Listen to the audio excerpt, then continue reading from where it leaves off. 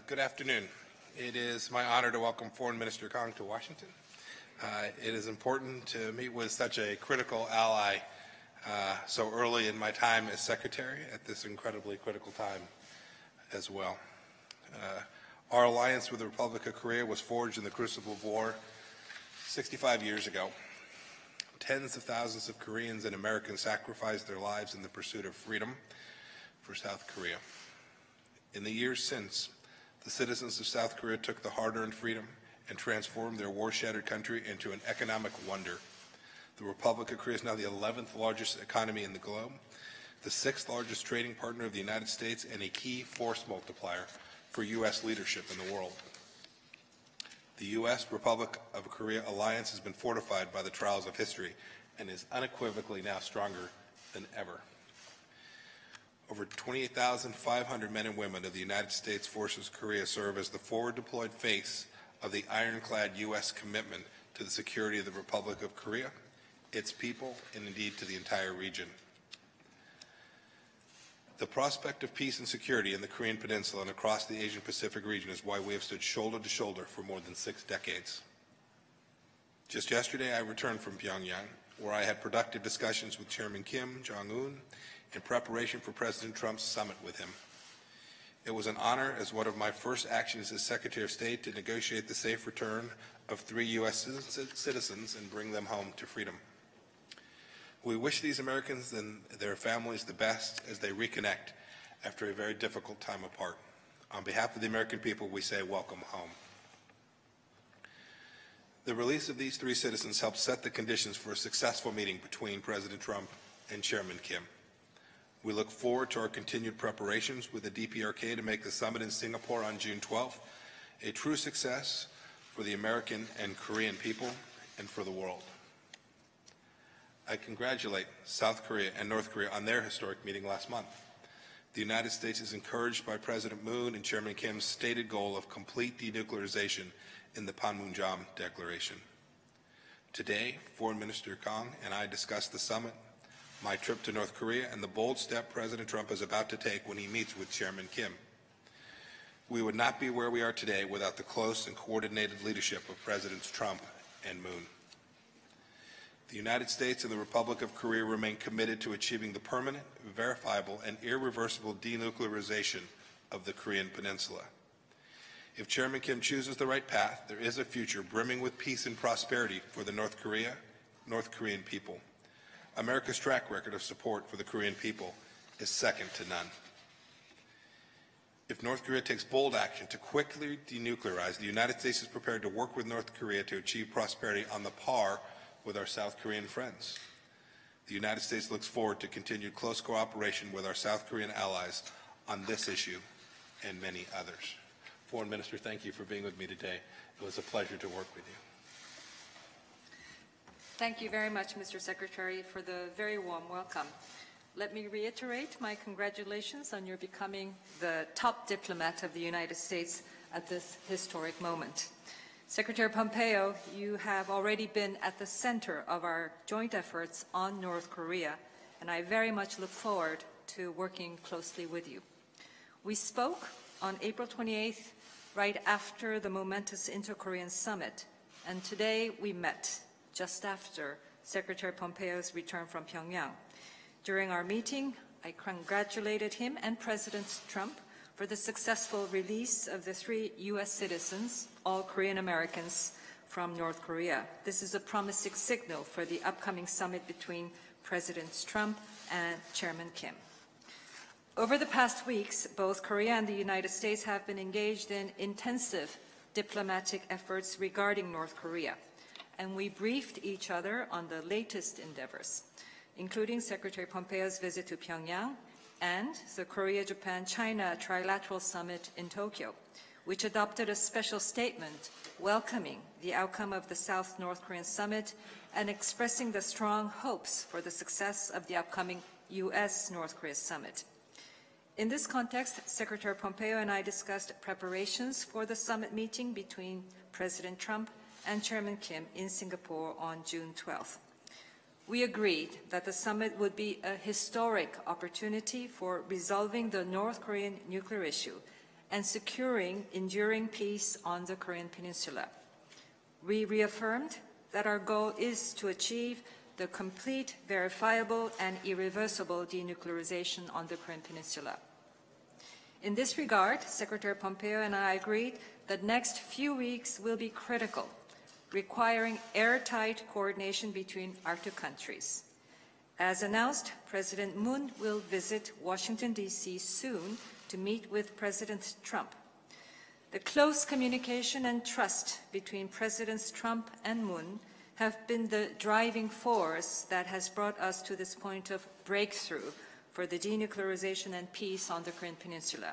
So their meeting on the 22nd will be instrumental in preparing for a successful U.S.-North Korea summit. Secretary Pompeo and I all reaffirmed that the ROK-U.S. alliance, which celebrates its 65th anniversary this year, has long served as the linchpin for peace and stability on the Korean Peninsula and in the region. We also reaffirmed that for the last 65 years, the USFK, the United States Forces in Korea, has played a crucial role for deterrence and peace and stability of the region. And we would like to emphasize again that the U.S. military presence in Korea is a matter for the ROK-U.S. alliance first and foremost. After today's meeting, I am even more confident that our alliance is as robust as ever and that there is no daylight in our cooperation on the denuclearization and peace on the Korean Peninsula. Once again, I would like to thank Secretary Pompeo for today's fruitful discussions and look forward to building a close working relationship with him. And in addition to the upcoming summit meeting in Washington, D.C. on May 22nd, I hope to see him again in Seoul and reciprocate the hospitality very soon. Thank you very much. Thank you, and we have time for 2 questions total. The first goes to Rich Edson from Fox News Channel. Rich. Thank you, Mr. Secretary. You just mentioned and have mentioned before, as have the South Koreans, that you are looking for permanent, verifiable, irreversible denuclearization. How does the United States specifically define that? Is it inspections, full facility dismantling? Is it more than that, less than that? And also, you have had more substantive conversations with Kim Jong-un than arguably any other Westerner. What is your impression of him? Do you think he's rational? And simply, what's it like to talk to him? And to the foreign minister, are South Korea and regional allies discussing providing any sanctions relief to North Korea before the summit between President Trump and Kim Jong-un? And what kind of outcome does South Korea need to secure its security? And does that include the maintenance of current U.S. military assets in the region? Thank you very much. I have spent more time with Chairman Kim, other than perhaps President Moon, working on this incredibly important challenge that lays before the world.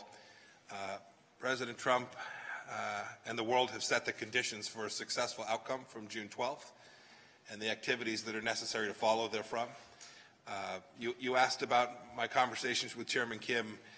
This question is sort of undignified as irrational. Yes, we had good conversations, substantive conversations, conversations that involve deep, complex problems, challenges, the strategic decision that Chairman Kim has before him about how it is he wishes to proceed and if he is prepared in exchange for the assurances that we're ready to provide to him, if he is prepared to fully denuclearize. And I'm not sure how to define it fully. Right? It's pretty clear what that means. It would be an activity that undertook to ensure that we didn't end up in the same place that we'd ended up before.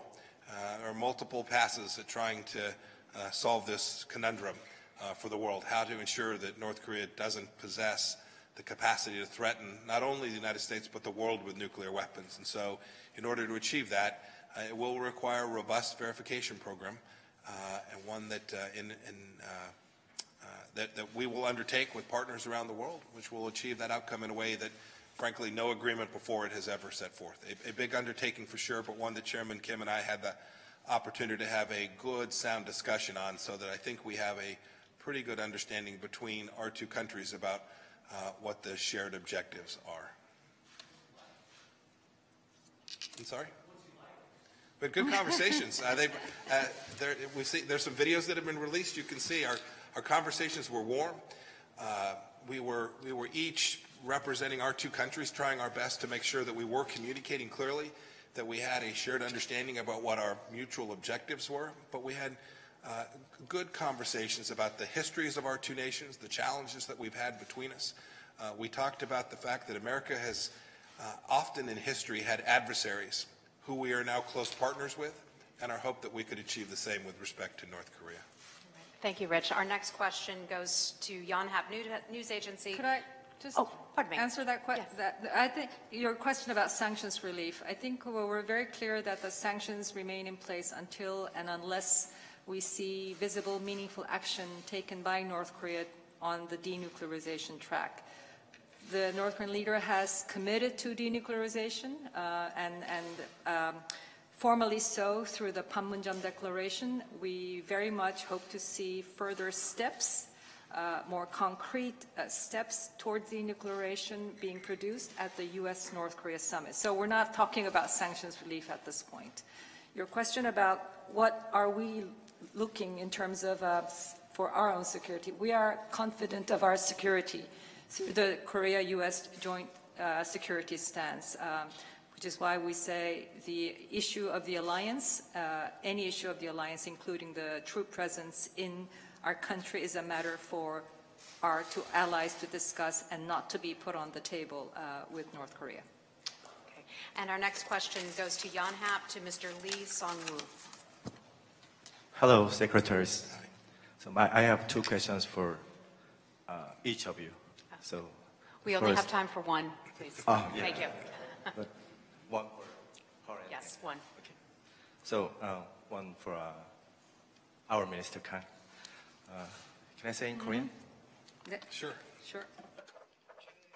Recently, there was a talk that possibly USFK can be reduced. Was it discussed in your bilateral talks today? And when President Moon visits Washington, D.C., before the Pyongyang and Washington, D.C. talks, what kind of coordination did you make in the run-up to this upcoming discussion between Pyongyang and Washington, D.C.? At Pyongyang and met Kim Jong-un, and our historic summit between President Trump and Kim is fully set up. And however, the key issue is dismantling North Korea's WMD. And I guess there's quite a big gap between U.S. and North standpoint.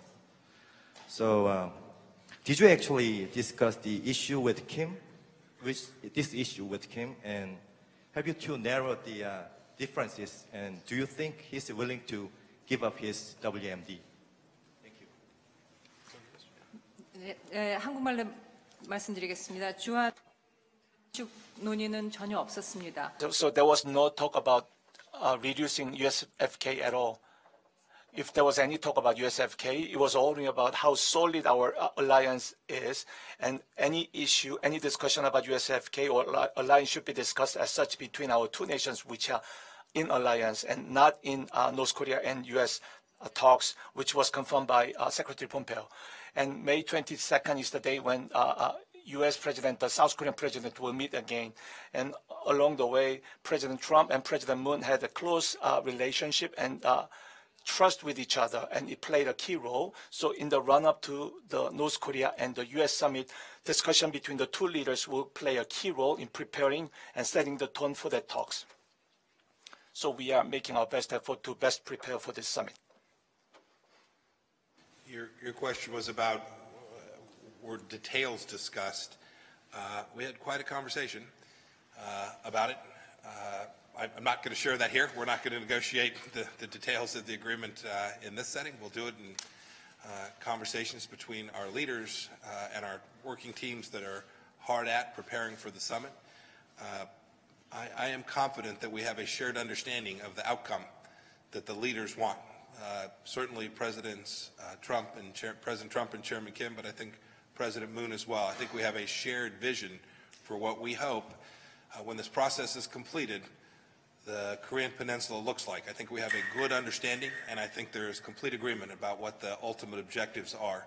We began to work through the modalities, how we would achieve that, but I'll leave conversations about that to another time. So thank you for your question. Thank you, everyone. Have a great afternoon.